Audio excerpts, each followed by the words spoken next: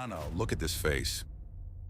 Cylindrical eyes, ears spread wide like wings, a nose with flared nostrils. This isn't a frame from a Hollywood film.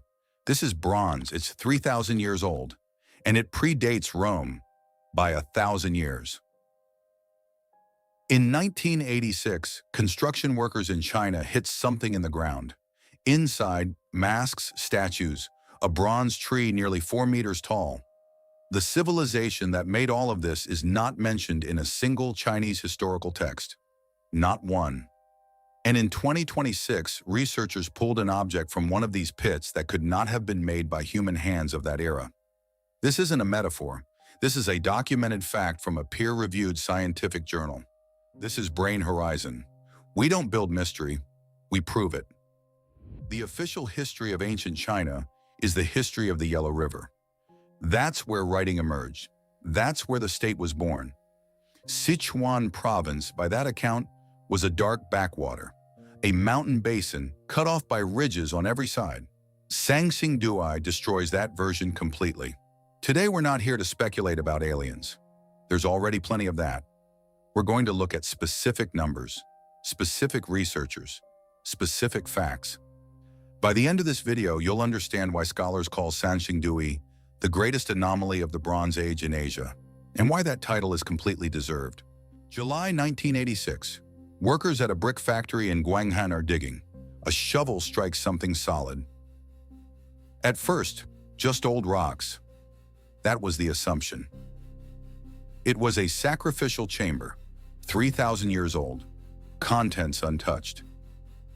Less than a month later, a second pit, 20 meters away.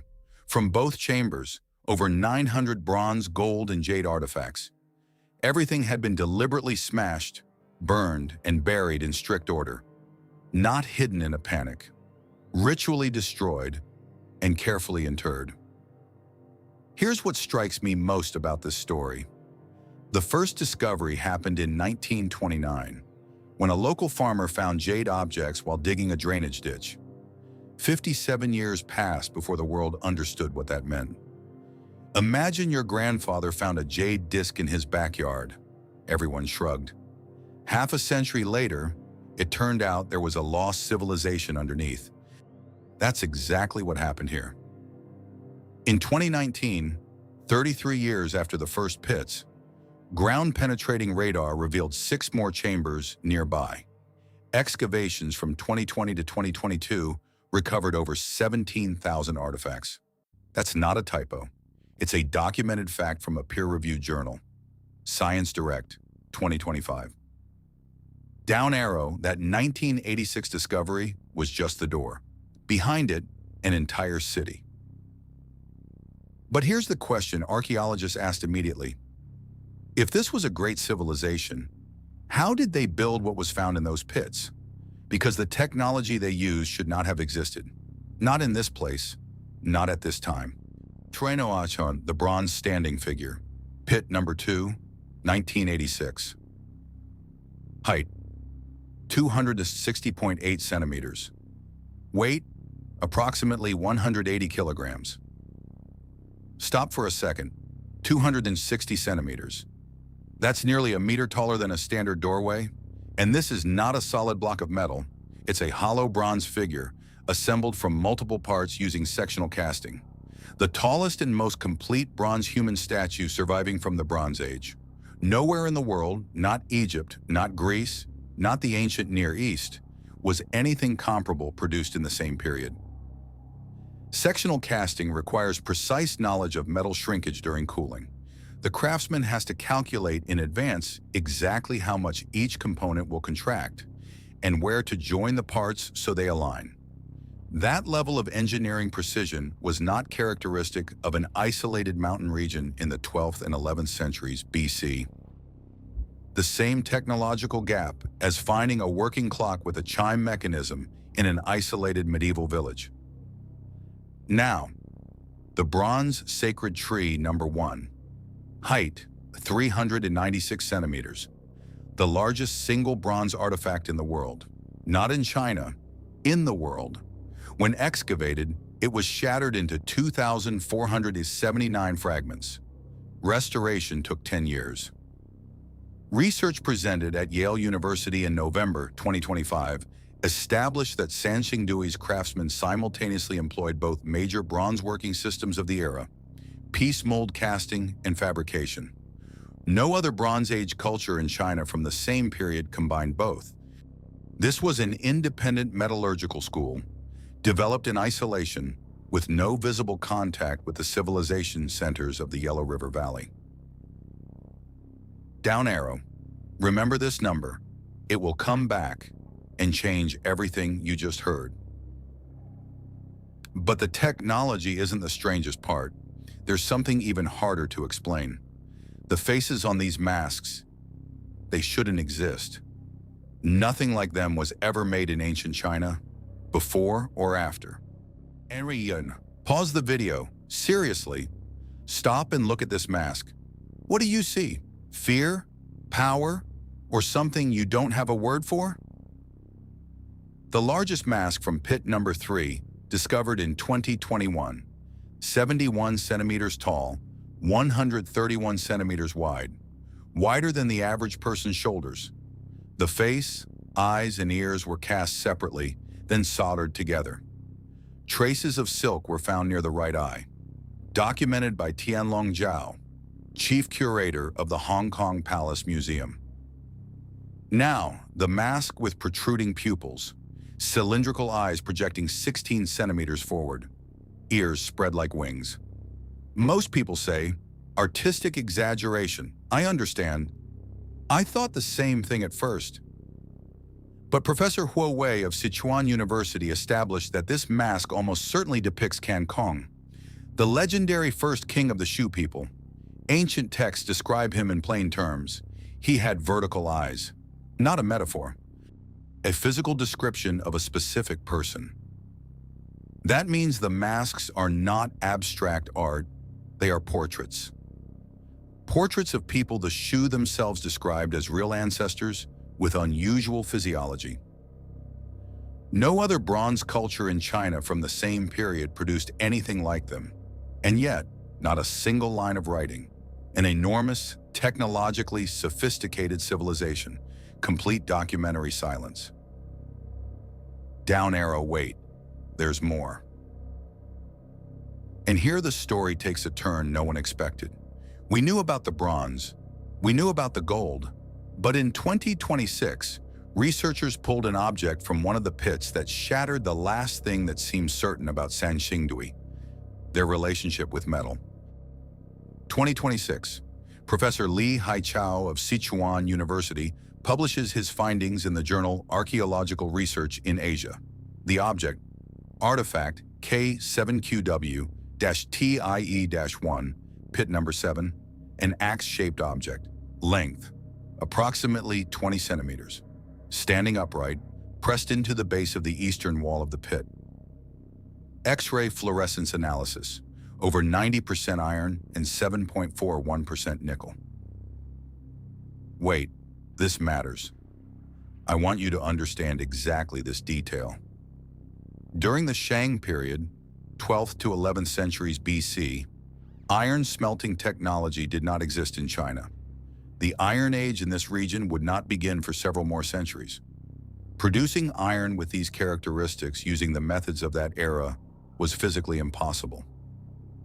That composition is the signature of meteoric iron, material that isn't mined from the ground. Material that falls from the sky. Scanning electron microscopy confirmed it. The crystal structure is uniform throughout the entire object, a characteristic exclusive to meteoric origin and impossible to achieve through artificial smelting of that period. This is the first and largest meteoric iron artifact ever found in southwestern China. Professor Li Haichao called it filling a critical gap in the metallurgical record of the region. Across all of China, only 13 confirmed meteoric iron artifacts are currently known. Only 2 of them are fully monometallic, made entirely from meteoric material with no bronze added. Sanxingdui is one of the 2. This is not taught in schools, but it's a verified fact. And here's what researchers keep asking. How did a people who had never worked with iron recognize a fallen rock from the sky as a workable material and preserve it as a ritual object? Science doesn't have that answer yet. But there's another question, one I think matters even more. If this civilization could do all of this, cast 3-meter statues, work meteoric iron, produce the largest bronze objects in the world, why did they destroy it all? Why did they leave? Around 1000 BC, Sanxingdui ceased to exist. Not gradually, suddenly, and with ritual. Picture this: hundreds of people carrying bronze masks, statues, elephant tusks, everything built across generations, and dropping it into pits, layer by layer. The bronze tree they spent years constructing, broken into pieces, laid on top, then on fire. This was not war, not invasion, not panic. They did this themselves, deliberately, by choice. Why burn what you built with your own hands?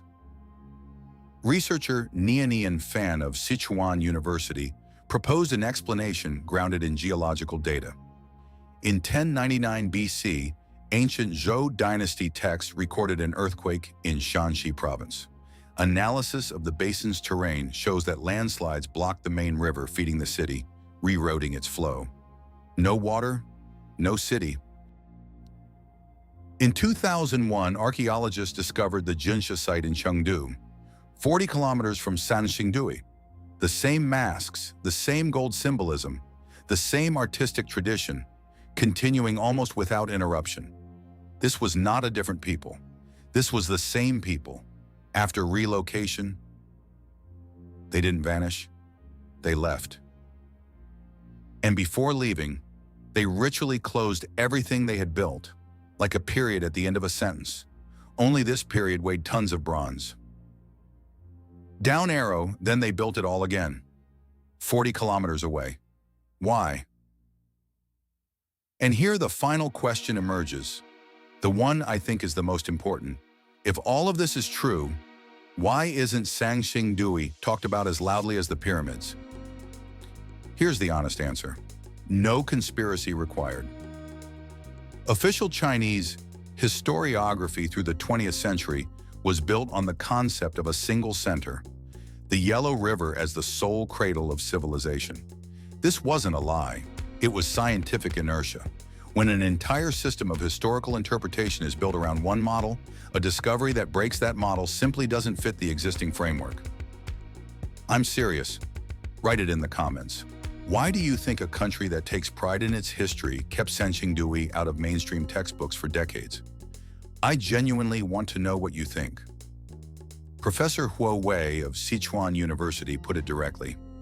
Sanxingdui shows us that the history of China was not uniform. It was multi-centered, and we are only beginning to understand that. Our Sanxingdui proves that a fundamentally different cultural center existed in parallel with the Yellow River civilization, with different technology, different aesthetics, a different way of seeing the world. That's inconvenient for any simplified version of history. This is not a conspiracy. It's an uncomfortable complexity, and that's exactly what science is working through right now. The excavations of pits K3 through K8, completed in 2022, are still not fully analyzed. The most important discoveries from Sanxingdui may still be ahead. Sanxingdui left us 17,000 artifacts and almost zero answers. We know what they did: cast 3-meter statues, built the largest bronze tree in the world, worked metal that fell from the sky, 1,000 years before iron existed in this region. We still don't know who they were, what they called themselves, what their masks meant to them, not to us.